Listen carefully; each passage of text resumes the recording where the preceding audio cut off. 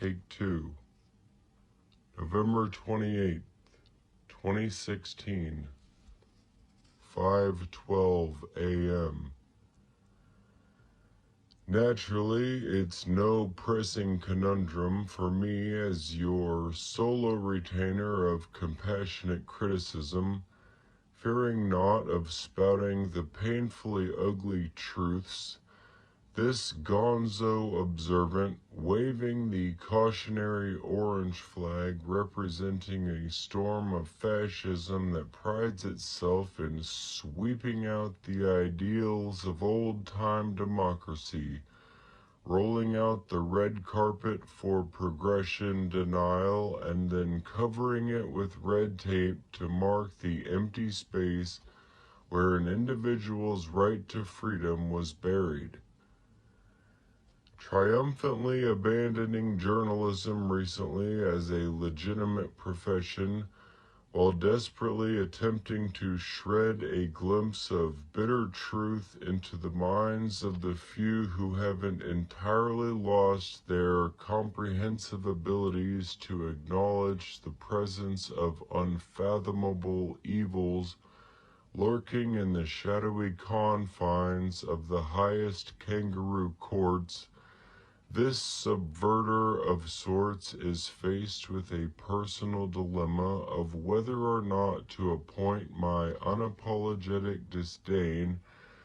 as relative to the landsliding human situation we are safety belted into with nothing left to maintain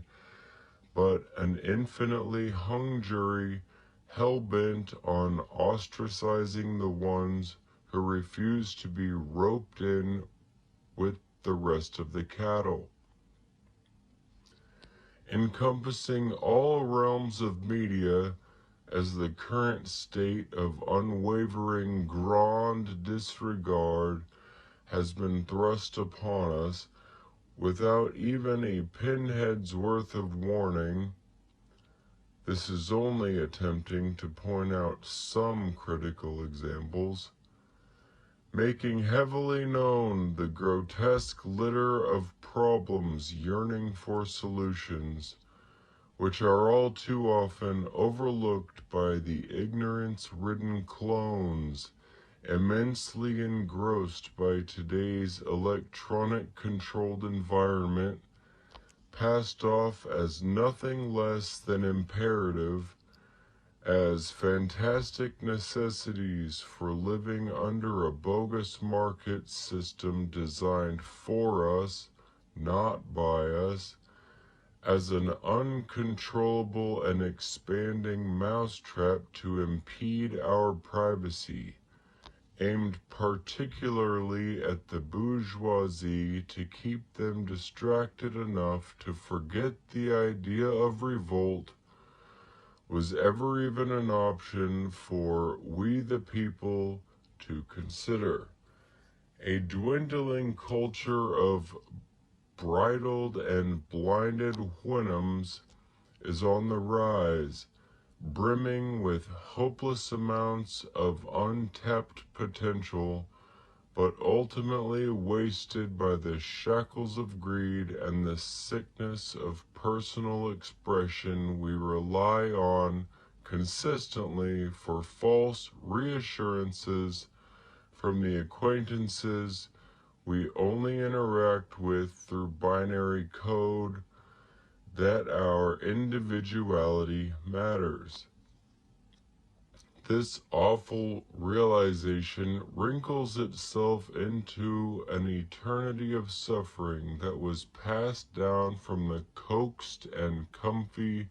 sugar-coated generation of baby boomers, trapped inside a box that sorely and sourly screams like a death whistle calling for the tired ghosts of sailors who have no ears or eyes left to return from wandering with the waifs, self-indulgences that resonate in all aspects surrounding the rudimentary ruse that no person is innocent from accepting as the norm we have accustomed ourselves to and are forced to reckon with daily. The way I figure it, somebody's got to man up and put some caution tape around this tragic epidemic sweeping away our children right along with the elderly and wiping out all the rest who reside betwixt the twain. Since everyone else is obviously otherwise preoccupied with laying down alongside the rest of the masses, avoiding the frightening, crude wake of upsetting the herd, lying under this smog-disguised waste cloud of sedation,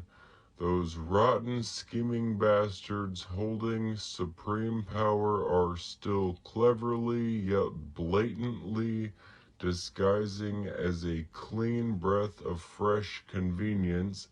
packaged inside the significantly overpriced, freshest,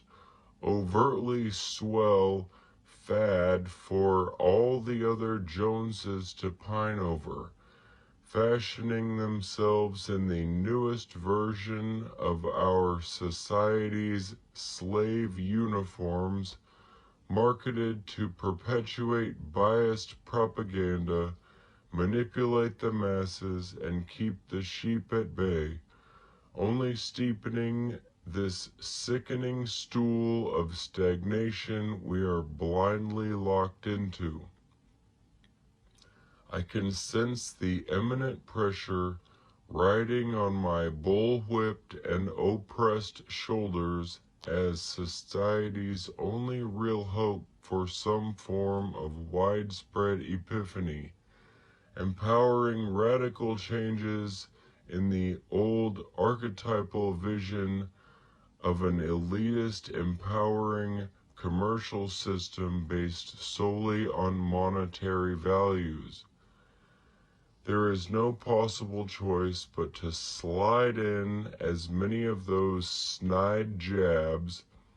aimed at our detestable excuse for reality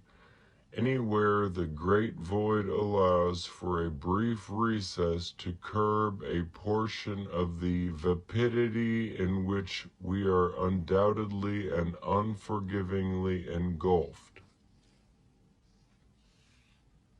Thank you.